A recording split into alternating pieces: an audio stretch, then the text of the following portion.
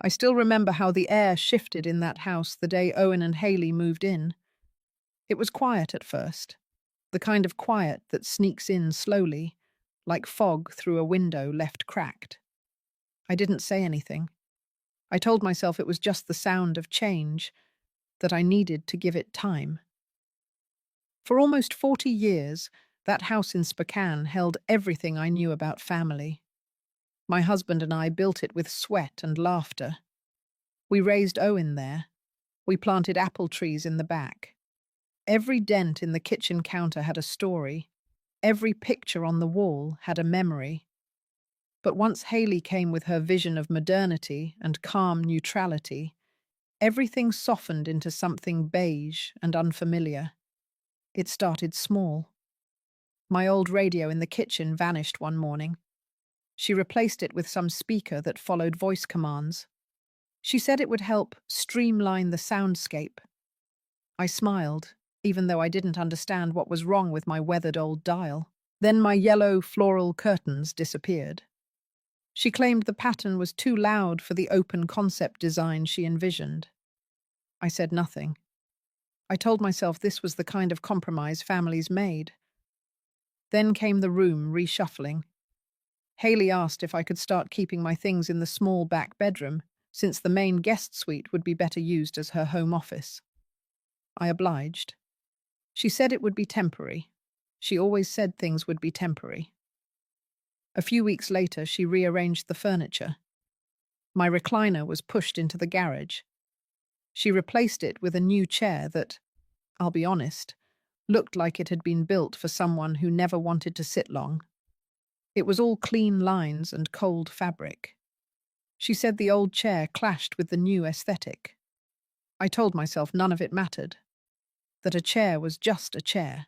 But one evening, while we were setting the table for dinner, Haley turned to Owen and said, in her usual soft, melodic voice, that I had left water rings on the counter again. Then she glanced at me and added, not even trying to whisper, that maybe it was time I considered living in a space more aligned with my energy and needs. She said the kitchen was starting to feel cluttered. I stood there, holding a bowl of mashed potatoes, not knowing whether to laugh or sit down. Owen didn't say anything. He just kept pouring the iced tea, eyes fixed on the pitcher like it held the answer to everything. That night, I sat on the edge of my bed, staring at the wallpaper I had picked out 23 years ago. The corners were starting to curl. I rubbed my thumb against one seam. It felt like something inside me was curling too. I think deep down, I already knew. I wasn't being included anymore. I was being erased. And still, I said nothing. I woke up the next day, made my tea, and baked the apple tart Owen always liked as a child. I even left it on the counter with a note saying he could take it to work. A part of me wanted to believe that somehow, if I stayed gentle and generous, things would return to the way they were. But even that morning, I noticed Haley had hung a new sign in the kitchen. It said, "Less is more." Funny thing was, it didn't feel like there was less. It felt like everything familiar was being replaced by silence. If any of this sounds familiar to you, if you've ever felt the quiet shift in your own home, like you were being pushed out one small decision at a time, then maybe you'll understand why I stayed. And maybe, just maybe, you'll understand why I eventually didn't. This was only the beginning. By the second month, Haley began to act like the house had always belonged to her. She moved through it with a kind of quiet authority, as if she had rewritten the history of every room. I noticed the way she no longer asked before making changes. She simply did things, and if I noticed, it was my problem. The pantry was the first real blow. I had arranged it the same way for decades. Top shelves for canned vegetables, lower ones for baking supplies. It wasn't fancy, but it worked. One morning I went to grab flour and everything was gone. Haley had rearranged it all into labeled glass jars and alphabetized spice racks. She called it optimizing, I called it erasing. Then she started making comments, small ones, directed at no one, but always with an edge. Things like, the house smelled better when she used her diffuser, or it was so much easier to concentrate when there wasn't noise from the TV in the background. Of course, I was the one who watched the evening news. She never said it outright, but I felt it. I was the noise. One afternoon, I caught her scrubbing the windows with a white cloth. She didn't stop when I walked in. She just said, lightly, that fingerprints on glass made her feel anxious. I looked down and realized she was wiping away the smudges left from where I usually leaned to water the plants. Little by little, she adjusted the temperature of the house. Not just with the thermostat, but with every word, every look, every object she replaced. The air felt colder, not because of weather, but because I no longer knew where I belonged. One evening, as I stood by the back door brushing dirt from my gardening shoes, Haley called across the kitchen. She said she and Owen had been talking and thought it would be helpful if we came up with a few guidelines for shared spaces. She even had a printed list. Nothing dramatic, she said. Just a few ways to help everything run smoothly. She wanted the kitchen cleaned immediately after every use. No personal items left in the living room, no strong scents in shared spaces, no entry to the laundry room during her office hours. It was framed as a cooperative effort. But every item on that list was about me. I didn't argue. I nodded. I took the paper and thanked her. That night, I folded it and placed it in the drawer where I kept warranty manuals and expired coupons. I couldn't bring myself to throw it away. I didn't know why. But the worst moment came 2 weeks later, on a Sunday. I had spent the morning trimming the front hedges. Gardening was still mine. Haley didn't like dirt under her nails, and for that, I was grateful. I came inside sweaty and sun-touched, craving iced tea. I heard voices from the kitchen and paused. Haley was speaking in that tone she used when she wanted to sound thoughtful, but was actually delivering a verdict. She told Owen she needed space to feel truly settled, that having someone constantly occupying the house limited their sense of growth. Then she added something that made my legs go cold. She said, "This no longer feels like our home. It feels like we're guests in someone else's memory." Owen didn't correct her. He didn't remind her whose name was on the deed. He didn't say my name at all. He just said he understood. Then, silence. I backed away, careful not to make a sound. I went to my room and closed the door. That night, I lay awake for hours. I stared at the ceiling and tried to remember the last time Owen and I had laughed together. Tried to remember the last time he asked how I was doing. I couldn't. I realized something then. Haley wasn't just trying to reshape the house. She was reshaping the narrative, turning it into a place where I was just a temporary piece, a shadow, a burden dressed as history. And Owen, my only son, was letting it happen. I didn't cry. I didn't confront anyone. But I started keeping my most important papers in a bag beside my bed. The deed, my husband's will, my savings log, and one small envelope labeled Originals. I didn't know what I was preparing for, but I knew it was no longer safe to assume I'd be asked. It happened on a Thursday morning, just after 8. I had finished folding laundry and was walking back from the dryer when I heard Haley on the phone in the hallway. Her voice was clipped and tight. She was pacing. I stopped before turning the corner, waiting for her to pass. She said, "We need to move things forward before she changes her mind." Then a pause. Her voice lowered, almost to a whisper. "No, she doesn't know. She still thinks the account's in her name." I stood still, not moving. My fingers tightened around the laundry basket. She turned the corner and saw me standing there. For a second, she froze.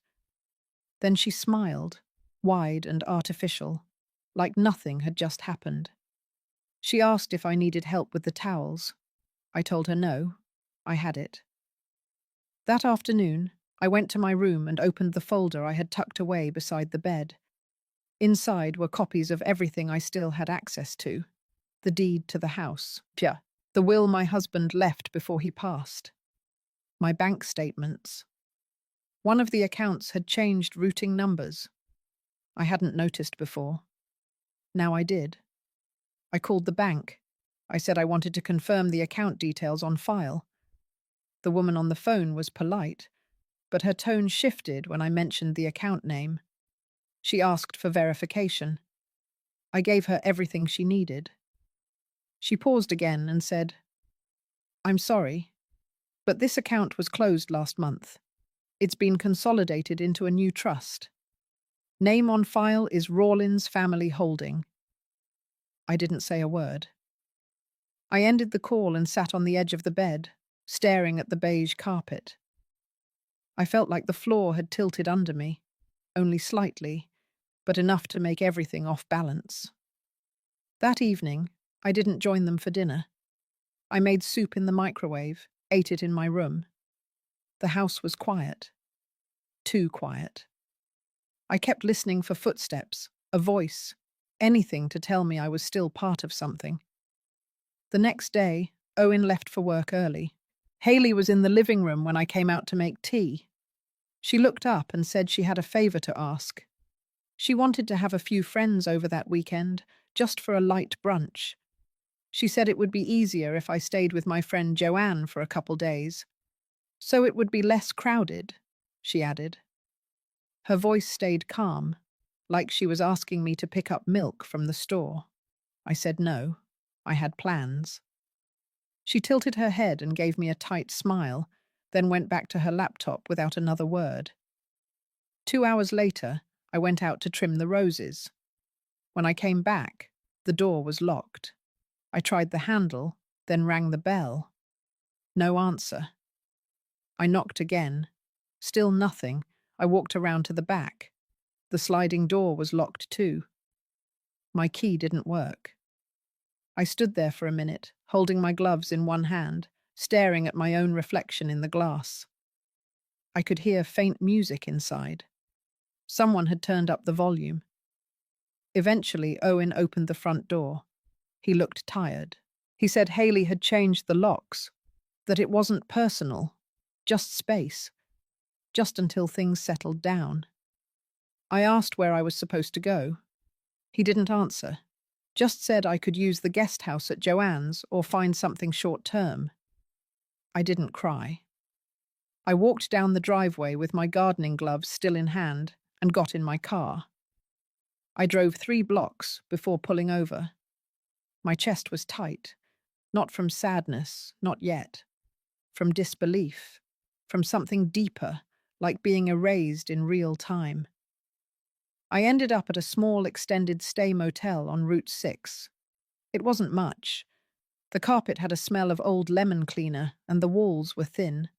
But there was a window and the lock worked, and for the first time in months, I could hear myself breathe. That night, I didn't sleep. I opened the folder again, laid out every document I had, and began to circle inconsistencies. Routing numbers, dates, signatures. Something was wrong. Something more than disrespect. Something criminal. I remembered what Haley said on the phone. We need to move things forward before she changes her mind. She didn't think I'd notice. She didn't think I'd act. She thought, because I stayed quiet for so long, I'd stay quiet forever. That weekend, I called Trina.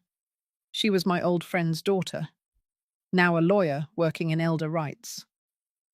I didn't explain much over the phone. I just asked if she could come by. I said I needed to show her something. She arrived Sunday morning with a canvas bag and a notepad. She listened, said almost nothing, just nodded as I walked her through every detail. When I finished, she sat back and exhaled. Then she said one sentence. This wasn't a misunderstanding. This was a plan. And I realized everything I had been feeling wasn't just in my head. It was real.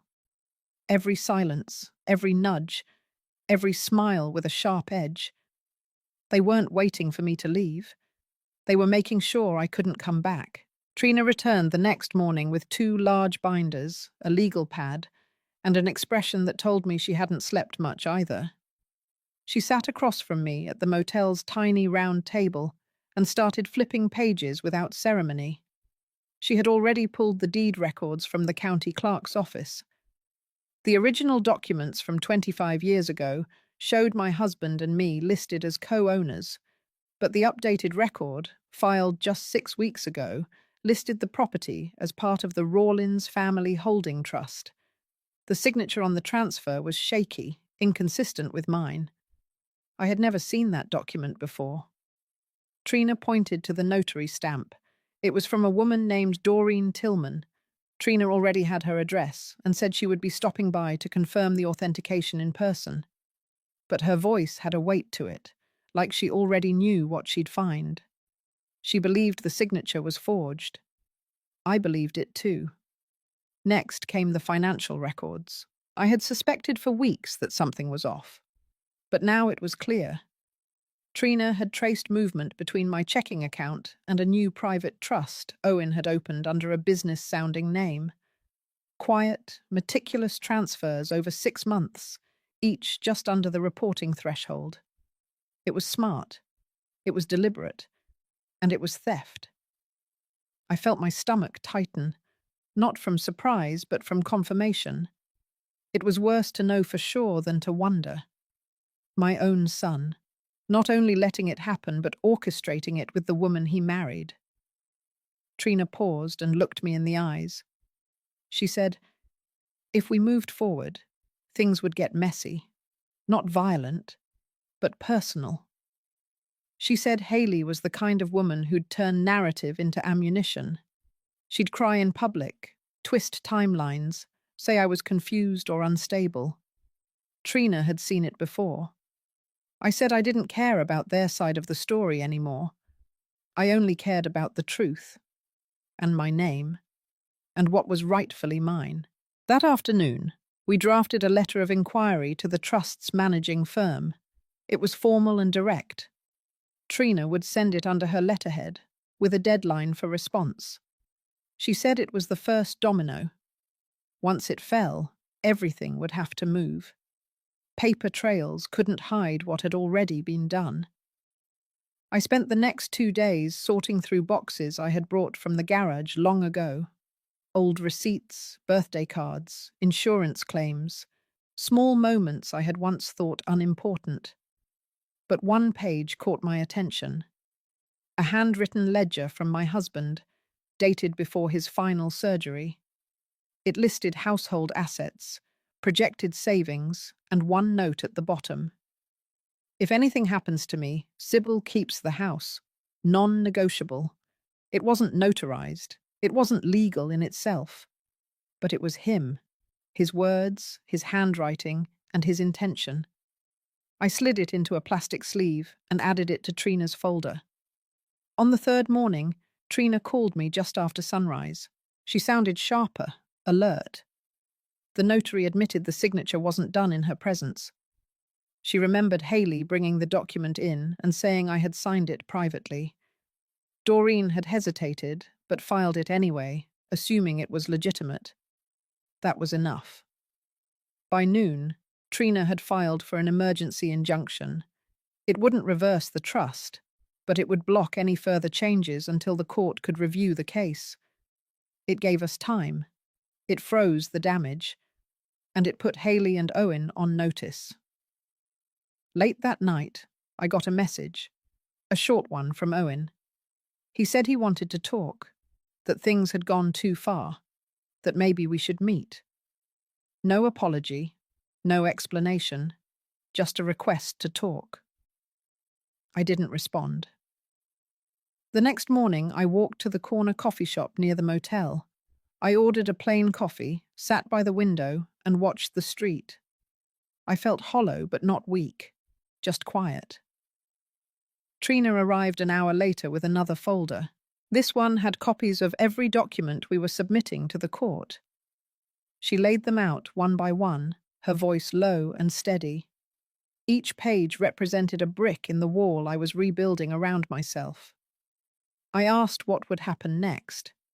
She said we'd wait for the court to process the injunction, then prepare for a full hearing.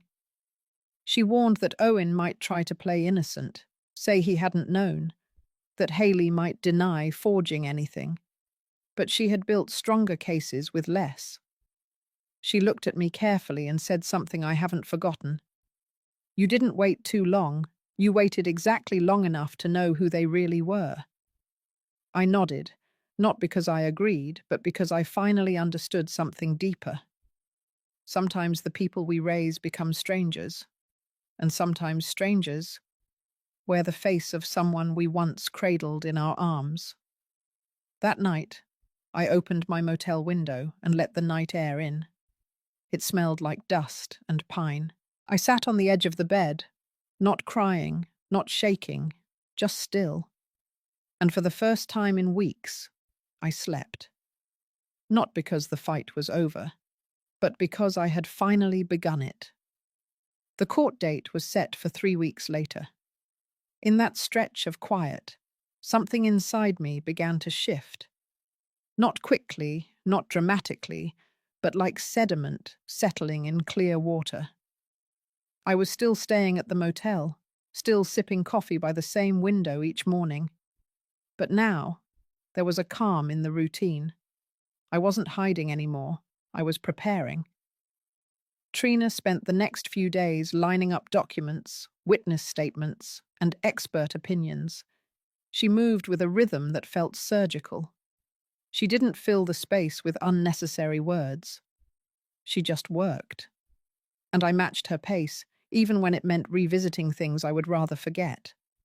One morning, we went to the clerk's office again, this time to get copies of a separate document I hadn't thought to check before. A line item in one of my old tax returns showed a co-owned asset I'd long forgotten. A small rental cabin on the edge of a state park, one my husband and I had bought before Owen was born. I had assumed it was sold. Turns out it was transferred silently into the same Rawlins family holding trust, same forged signature, same pattern. That evening, Trina brought over something new, surveillance footage from a convenience store ATM. It showed Owen withdrawing cash from the private trust account, which he had claimed in a previous statement was managed only by Haley. The timestamp matched one of the withdrawals we had flagged. It wasn't just implication now. It was evidence. I stared at the image of my son on the screen. Grey hoodie, eyes down, hand moving with practiced ease. I couldn't decide what hurt more, seeing him lie or seeing how easy it had become for him. Trina placed a hand on the table and told me we had enough, not just for the injunction to hold, but for the trust to be revoked. With this evidence, the court could declare the transfer void and restore the title to me. But it came with a warning. If we moved forward, Owen and Haley would no longer be able to backpedal. This would be war in paper and public. I gave her a single nod, quiet, firm. 2 days before the hearing, I drove back to the house.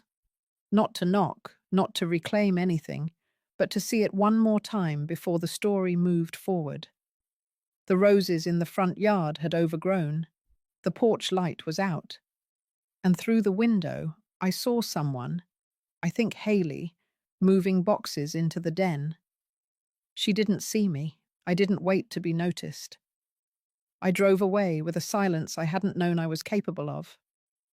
That night, Trina and I stayed late preparing my testimony. She coached me on tone, reminded me to stay grounded in facts, not emotion. But I already knew. I wasn't there to accuse. I was there to reclaim.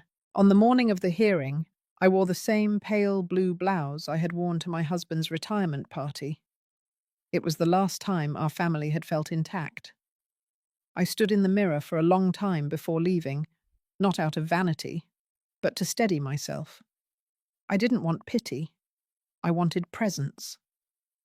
The courtroom was modest, wooden benches, a single row of windows that let in sharp morning light. Haley sat across the room with her lawyer, all pressed blouse and tight jaw. Owen arrived 5 minutes later. He looked tired, thinner, almost smaller than I remembered. He didn't look at me once. When the judge entered, the room tightened. Trina stood first. She spoke with control, but never coldness.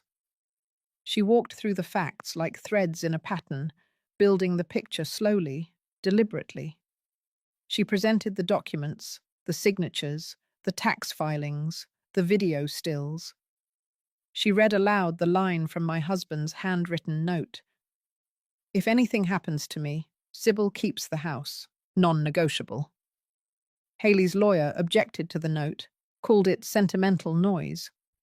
The judge allowed it anyway, noting its consistency with previous filings.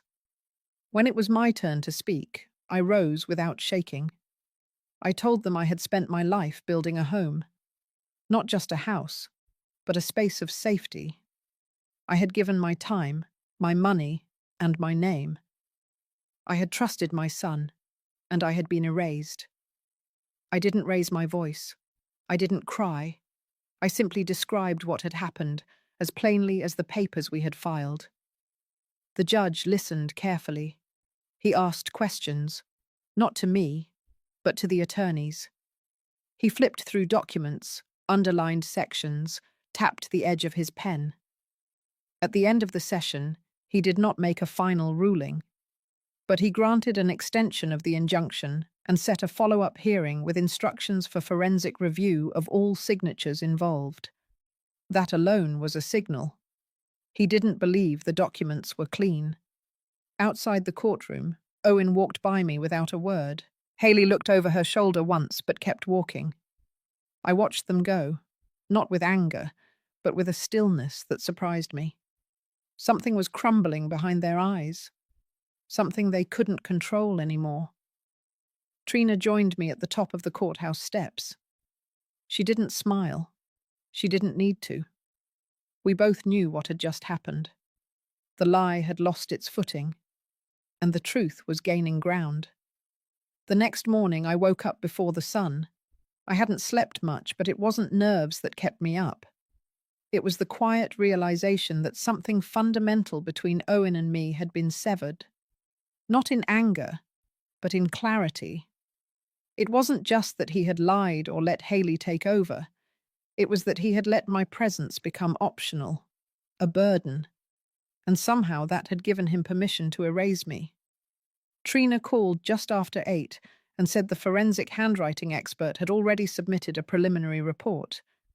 I met her at her office, and she handed me the printed results. The expert confirmed what we had suspected. The signature on the deed transfer wasn't mine.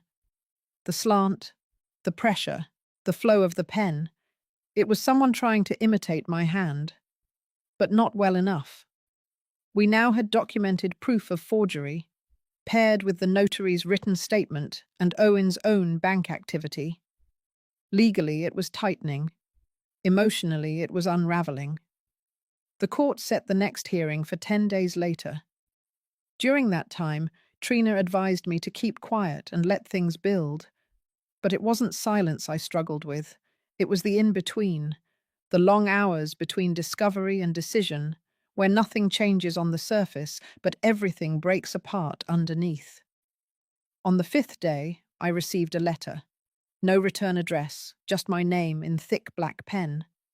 Inside was a single page, typed. It read, "This didn't have to be public. You could have talked to us. You made your choice. Don't expect sympathy. No signature, but I recognized the tone. Haley, cold, calculated, always posturing strength, always flipping blame." I didn't show it to Trina. I didn't keep it either. I dropped it straight into the motel room trash, then walked outside for air. Across the street, a woman was gardening outside her small rental unit. She waved politely, and I nodded back. The normalcy of her movements struck me, bending to trim basil, moving pots slightly for more light, as if the world hadn't shifted for her, like it had for me, and I envied that. Later that night, I opened the storage bin I had hauled from my garage before I was locked out. Inside were old receipts, a stack of recipe books, and one faded envelope from my mother. I had forgotten I'd saved it. Inside was a small card and a folded check she had written me years ago, not for a large amount, but with a note, for when things feel too far gone. You're not. I closed the bin and sat there for a long time, not sad, not even tired, just held by the quiet weight of everything I had once carried, and everything I had to let go. The next morning, Trina arrived with new documents. She had spoken to the estate attorney who managed the previous draft of my husband's will. He agreed to submit a sworn affidavit. In it, he confirmed that my husband had spoken clearly more than once about ensuring I retained ownership of the house, and that Owen and Haley were only to benefit if I chose to allow it. This statement wouldn't reverse the trust by itself, but it painted a picture, one the court was starting to see. As we organized files on the motel bedspread, Trina turned to me and asked something unexpected. She wanted to know what I planned to do if the court ruled in my favor. Keep the house? Sell it? Move back in? I didn't have an answer ready. For a long time, all I had wanted was to be seen, to not be erased.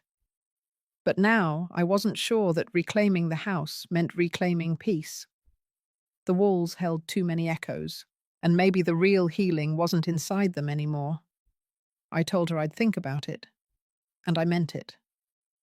The following day, we received the judge's interim ruling. The court agreed there was sufficient evidence of forgery and financial misconduct. He ordered a freeze on all assets connected to the Rawlins family trust until a formal trial. That meant Haley and Owen couldn't move money, sell property, or make any changes without court approval. It wasn't final, but it was firm, a signal that their grip had slipped. I stood at the window of the motel room after Trina left, watching the streetlights blink on one by one. For the first time in months, I didn't feel trapped. I felt still, like the moment just before the tide turns. A small thought entered my mind and lingered. I didn't want revenge. I didn't even want an apology. I wanted something harder to describe. I wanted to know I could walk forward without bending, that I could breathe without shrinking, that the next chapter of my life would not be written by anyone else's pen. That night, I wrote in a notebook I hadn't touched in years. Just one line. You don't have to win everything. You just have to stop handing yourself away. And with that, I closed the book and turned out the light. By the time the second hearing approached, the motel room had started to feel less like a temporary stop and more like a quiet waiting room before the rest of my life. I didn't decorate, I didn't unpack fully, but I knew every creak of the window frame, every shadow cast by the parking lot light outside. And in that small space, I had begun to feel steadier, not happy, but less breakable. The night before court, I sat with Trina going over our final statements. She was calm, as always, but there was a subtle charge beneath her words. She knew how hard Owen and Haley had fought back over the past week.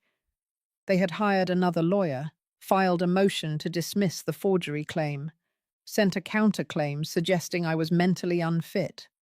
All of it desperate, none of it working. Trina said it plainly. They're cornered, and they're scrambling. But I wasn't interested in punishing them.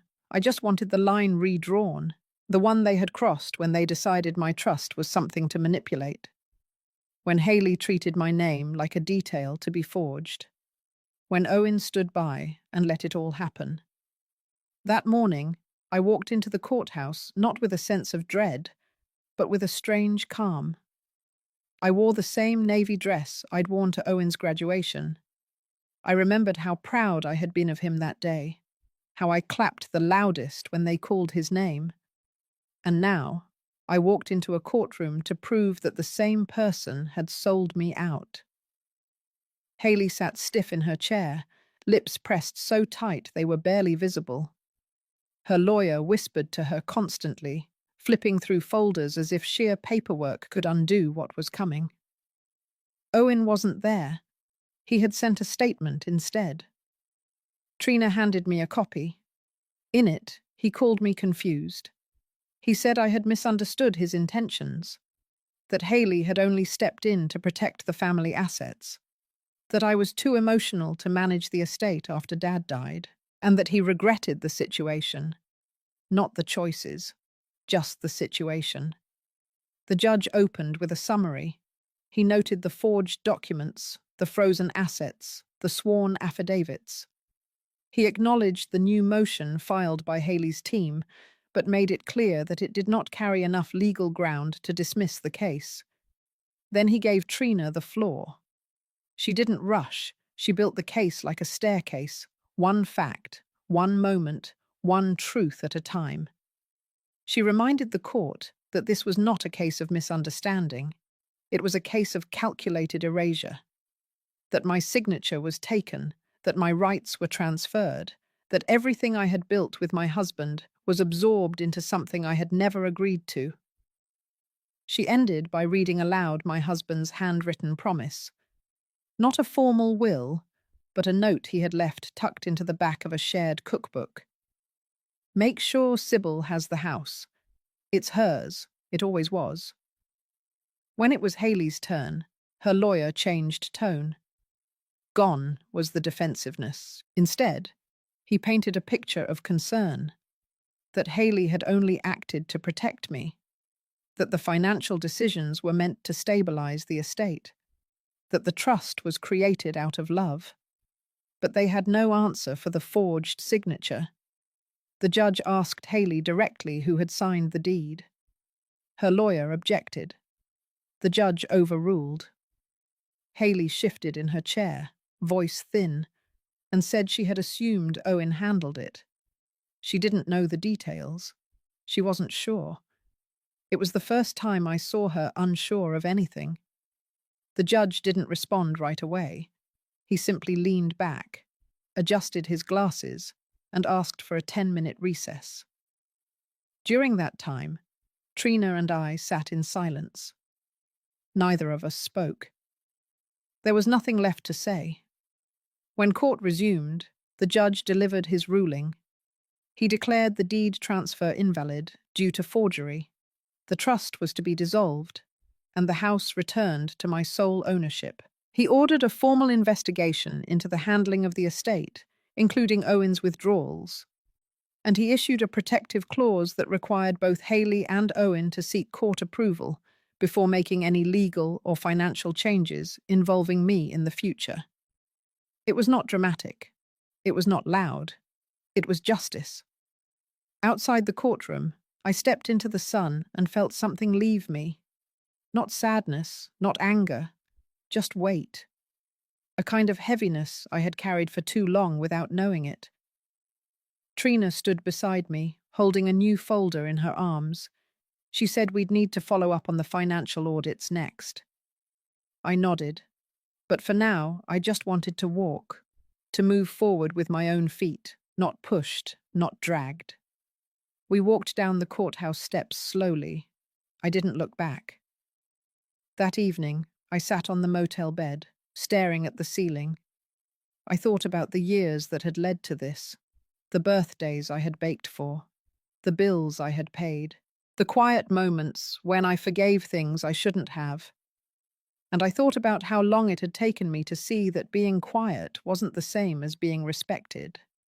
I didn't cry. I didn't smile either. But I slept. And for the first time in a long while, I didn't dream of the house. I dreamed of something new, something still unnamed. But it was mine. I moved back into the house 3 days after the ruling. I expected it to feel triumphant. maybe even comforting. But as I stood in the entryway, my key trembling in the lock for the first time in months, I was struck by something colder. It didn't feel like mine. The walls were still painted the soft sage colour I'd chosen with Henry.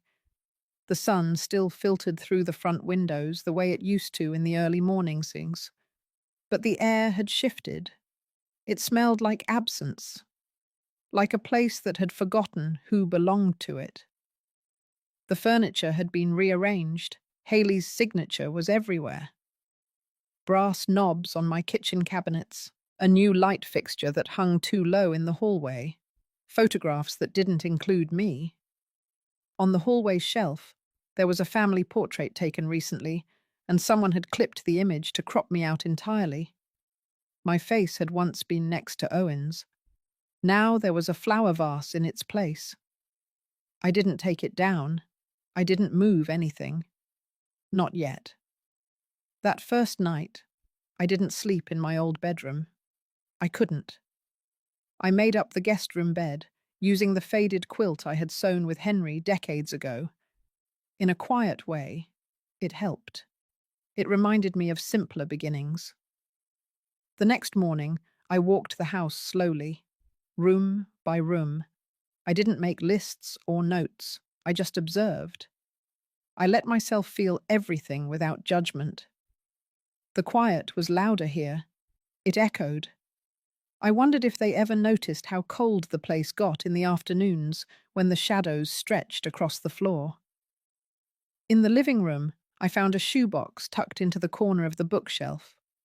Inside were envelopes, bank notices, loan documents, and something else.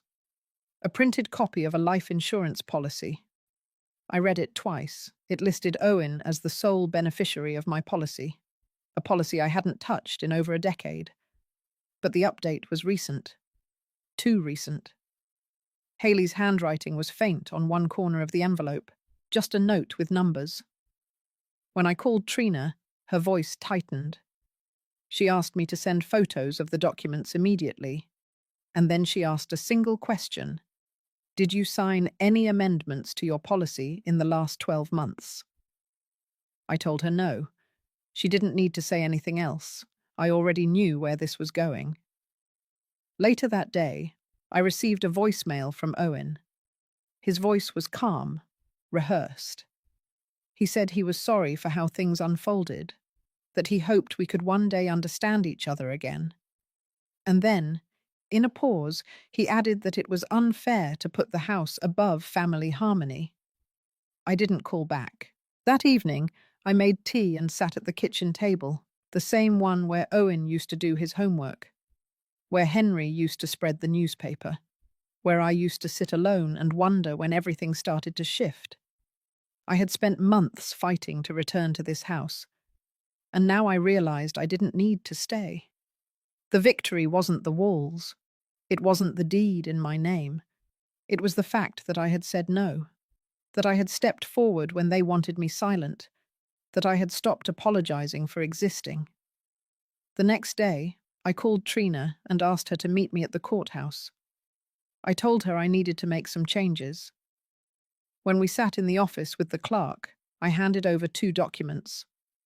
The first was a revocation of Owen's power of attorney.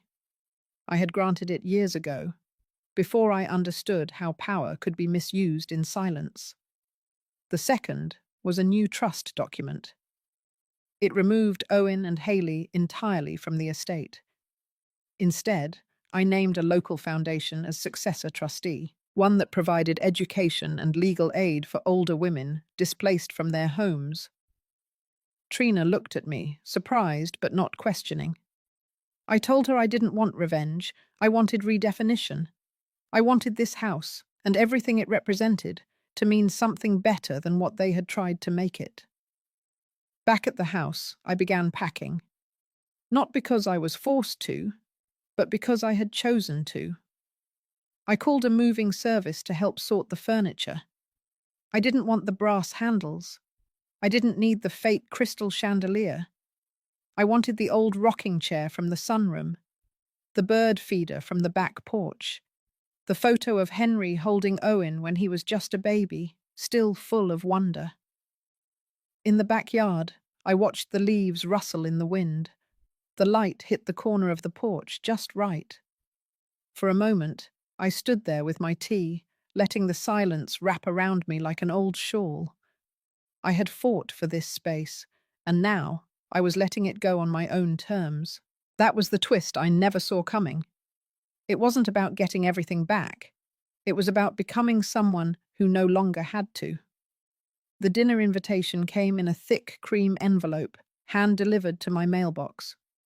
No return address, no explanation. Just a short note at the bottom in Haley's looping handwriting. It said, "Let's talk like family." It would have been easy to toss it aside, ignore it. But something in the timing told me not to. Maybe it was the curiosity. Maybe it was the quiet sense that this wasn't just a meal. I wore black slacks, a pale blouse, no jewelry. Not because I wanted to impress anyone, but because I wanted to look like I meant business. Trina had offered to accompany me, but I told her no. This I needed to face on my own. They rented out a private room at one of those trendy new places downtown. All marble countertops and cold metal fixtures. The kind of place that served $12 kale salad and called it artisan. When I walked in, Owen stood up. Haley didn't. She barely looked up from her water glass. The room smelled of tension and lemon vinaigrette. Owen gestured toward the chair across from him. I sat. A waiter approached and asked about wine. I declined. We went through the motions at first. "How have you been?" "The weather's been strange." I let them speak. I waited. Finally, Haley folded her hands, her nails immaculate, her tone rehearsed. She said they had talked and decided that maybe it was time to find a way forward, that we were still family after all, that the courts didn't need to define our relationship. Then came the real part. She said they were in the process of refinancing the house, that it would be easier, cleaner, if I would agree to transfer the deed to them formally. In exchange, she added, they would consider adding my name to a shared investment account, one that Owen had started with what was left of a Henry's original retirement fund. I didn't speak right away. I let the silence stretch. I let them hear it. Not the silence of defeat, but the kind that fills a room when someone realizes they've misjudged the other person entirely. When I finally looked at Haley, I smiled, not out of warmth, out of clarity. I told them the house had already been placed in a trust, a new one they weren't a part of, that the deed no longer served their ambitions. Haley blinked once, then again. Her lips parted, but no sound followed. I added that the investment account she mentioned had already been reviewed by my legal counsel, and that the funds Owen used were improperly withdrawn under expired power of attorney. Owen's face drained of colour. His fork clinked against his plate. I stood up then. The dinner wasn't over, but my part in it was. On my way out, I paused by the door, looked back just long enough to say one more thing. I told them not to contact me further unless it was through Trina's office, and then I walked out into the cool night air, letting the door shut behind me with finality. The next morning, I received an email from Trina. She had been contacted by Haley's attorney. They were now requesting a meeting. Not with me. With her. Which meant they had finally understood the shift in power.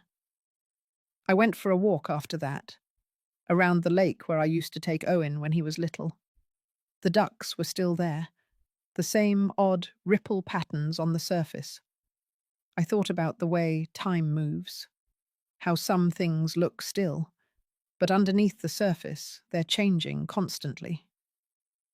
That afternoon, I packed the last of my things, the ones I had stored away after moving out months before. Not because I was leaving again, but because I was letting go of the past version of the house that used to define me. I boxed up Owen's childhood drawings, the ones he never asked to take. I folded the old tablecloth from Henry's retirement party. I slipped the worn photograph of all three of us into a drawer. It no longer needed to sit out. That night, I made dinner for one. Pasta with roasted vegetables, a glass of iced tea. The kitchen was quiet, but it felt peaceful now, like I had finally cleared the echo. Before going to bed, I lit a small candle in the living room, not for tradition, not for sentiment, just for the soft flicker it cast on the walls. The house no longer held power over me. Neither did Owen or Haley, not because they had changed, but because I had. I didn't need them to apologize. I didn't need them to understand. I had reclaimed more than a home. I had reclaimed myself. The letter came 2 days later, folded twice in a plain envelope, postmarked from within Spokane, but with no name on the front. Just my address and neat, blocky handwriting I recognized instantly. It was from Owen. The handwriting hadn't changed since he was in middle school, when he used to leave notes on the fridge, reminding me of soccer practice or asking for lunch money. But this wasn't one of those notes. It was short. He wrote that he was sorry for how things had turned out, that he had gotten swept up, that he hoped I would consider reopening a line of communication. There was no mention of Haley, no questions, no warmth, just a simple request to meet, somewhere neutral, a diner we used to go to when he was a boy. I set the letter down on the table and stared at it, not out of anger, not even disappointment anymore. I was just still, like something inside me had been holding its breath and now wasn't sure whether to exhale. That night, I didn't sleep much. I made tea. I cleaned the grout in the bathroom, even though it didn't need it. I reread the letter a dozen times and placed it in the drawer beside Henry's old wristwatch. In the morning, I called Trina. Her voice was steady, as always. She said it was my decision, that if I wanted to meet him, she would support it, but that I should walk in with my eyes open. I agreed to meet him 3 days later. The diner was just the same. Red leather booths, too much chrome, a faint scent of syrup baked into the walls. I arrived early and chose a seat by the window. Owen walked in 10 minutes late. He looked older than I remembered. Tired, maybe even smaller. He didn't try to hug me, just sat across from me and ordered coffee. He spoke slowly at first. Said he had been thinking a lot. That when I moved out, he expected to feel relief, that things would quiet down, settle into the version of life Haley had laid out for them. But instead, the house felt wrong, still, cold, even when the heater ran. He admitted he hadn't checked the trust papers until recently, that he hadn't even known the exact numbers until the meeting with Trina, that Haley had told him not to worry about the details. His eyes looked down when he mentioned her. I asked if they were still together. He said nothing at first, then nodded, barely. He said she had changed, that she spent more time at work now, that when they spoke it was all about logistics, money, upgrades. He said he wasn't sure how they got to that place. I didn't tell him that I knew exactly how they did. I didn't need to. Instead, I asked about the last real moment he remembered feeling like himself. He said it was the night we made cinnamon rolls during a snowstorm when he was 9. The power had gone out, and we lit candles and told stories until the dough rose. He smiled when he said it. A small, real smile. Not the kind he wore at their parties. We sat in silence for a while. When the check came, I reached for it. He stopped me, paid in cash. On the way out, he looked like he wanted to say more, but he didn't. That evening, I sat on the porch and watched the wind toss the trees back and forth. I didn't know what to make of the conversation. It wasn't an apology, not really, and it didn't change what had happened. but it reminded me that there was still a small flicker inside him, a piece that remembered warmth, that remembered cinnamon rolls in the dark. I wasn't sure if that piece would grow or fade. I didn't plan on finding out. The next day, I finalized the paperwork with Trina. The trust was now structured as irrevocable. The house, the two additional properties I had quietly purchased, and the investment dividends from Henry's old portfolio would be tied into a charitable foundation. One focused on transitional housing for women over 60 who had been displaced or overlooked by their families. Trina told me it was one of the most purposeful uses of legacy she had ever seen. I told her it wasn't legacy. It was justice in a quieter form. I didn't need Owen to know the details. I didn't want revenge. I wanted peace. And maybe, just maybe, I wanted someone out there to feel seen when they thought no one noticed anymore. Later that evening, I pulled out an old recipe card from the kitchen drawer. The cinnamon rolls. The ink was faded, corners stained with butter and years. I baked them, just once more. The house smelled like memory, but this time it didn't ache. It just filled the room and made it warm. I sat by the window, a fresh roll in my hand, and felt the quiet settle in, not as something empty, but something earned. The following weeks passed in a soft hush, not quiet from loneliness, but from a calm I hadn't felt in years. My mornings started early, just before the sky warmed. I would sit on the porch with coffee, wrapped in the same blue shawl Henry gave me one Christmas long ago, and watch the sun climb over the roof lines. I had moved into a small cottage that overlooked a narrow stretch of forest just west of Spokane. It wasn't large. 2 bedrooms, a galley kitchen, but it was mine.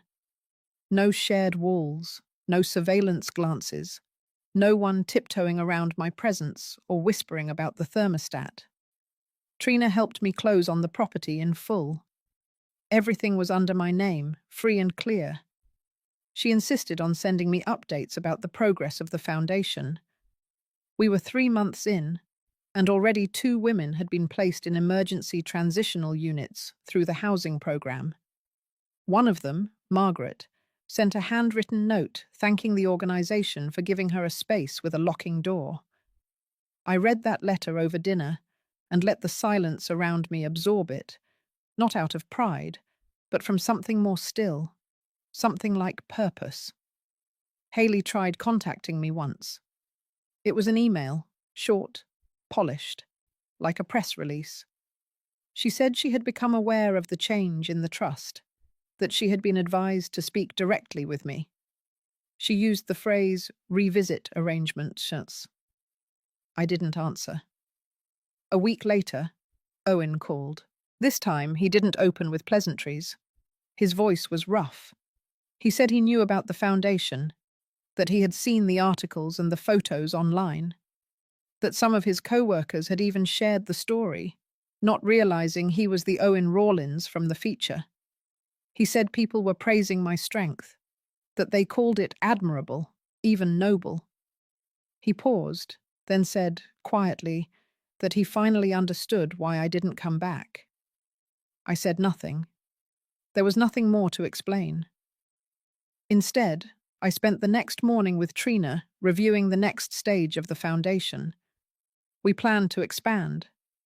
A second property had been identified, an old motel on the edge of town. It needed work, but the bones were strong. She said the potential was there.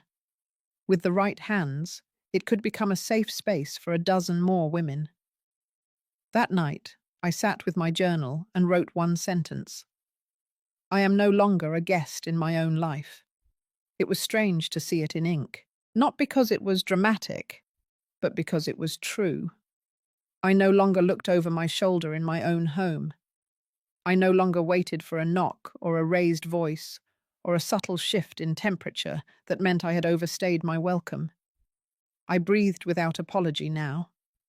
Some nights, I would open the kitchen window and listen to the wind. And I'd think of that moment in the diner when Owen smiled at the memory of cinnamon rolls. It was a flicker, yes, but flickers were how fires began. Whether or not he chose to let it burn was no longer mine to carry. For the first time in a long while, I felt the weight lift. It wasn't revenge. It wasn't justice, exactly. It was release, and that was more than enough. It was nearly spring when I stood in the threshold of the old motel for the first time. The air still held a bite, but light lingered longer each evening, as if the season itself had decided not to give up. The building was tired. Shutters hung crooked, the roof wore decades of rain, and the paint on the siding had peeled into curling strips. But I didn't see decay. I saw space. Space that could become sanctuary. Trina stood beside me, clipboard in hand, already coordinating the inspection team. I watched her talk, watched her hands move like someone used to making things happen. She had always been sharp, but now she carried something else, a kind of quiet fire. I liked knowing part of it had come from this journey we walked together. When we turned the key and stepped inside, the smell of dust and old air hit first. But beneath it, I caught something else. Possibility. We walked through the rooms, the narrow halls. Each had potential. A kitchenette here, a bunk there. One suite had enough space for a communal gathering area. I imagined couches, warm lamps, a bookshelf filled with paperbacks left by strangers. In the far corner room, there was a window facing the mountains. I stopped there for a moment and breathed it in. This, I thought. This would be the room they could rest in. The room where silence would mean safety, not exile. By the end of that month, renovations began. Donations had come in faster than expected, helped along by a piece in the local newspaper and a segment on a regional broadcast. They called it the Rawlins House. I hadn't asked for that, but I let it be. I never returned to the old house. Haley and Owen had moved, I heard. Something about a transfer, a fresh start. I didn't chase the details. One afternoon, I received a letter. It was short. No return address. But I knew the handwriting. It said, "I think I see things more clearly now. I'm sorry for how it ended. I hope you're doing well." I read it once, then folded it and placed it in the back of my drawer. Not out of anger, not out of forgiveness either, just acknowledgement. Some wounds don't need to be dressed every day. They just need to be left alone long enough to fade. The following week, a woman named Gloria moved into the new transitional suite. She was quiet, always carrying a red thermos and a paperback tucked into her coat.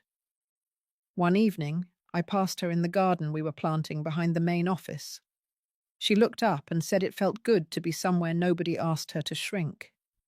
I nodded and told her that space was built for women like her, and like me. Later that night, as I sat by the window in my own home, I thought about how far I had come. I had once feared being left out of a house. Now I was building them, not for validation, for restoration. For a long time I thought strength meant staying patient, staying quiet, staying loyal. But sometimes strength means walking away and deciding that the life ahead matters more than the comfort of the known. So I did. And in doing so, I found something I never expected. Not peace. That came later. But dignity. And from that, everything else followed. If this story reminded you of a time you had to reclaim your own worth, know that you're not alone. Many of us spend years waiting to be chosen, to be respected, to be seen. Sometimes, choosing yourself is the first real act of healing. If this resonated with you, feel free to share your thoughts below, or simply sit with it in silence. Your story matters too.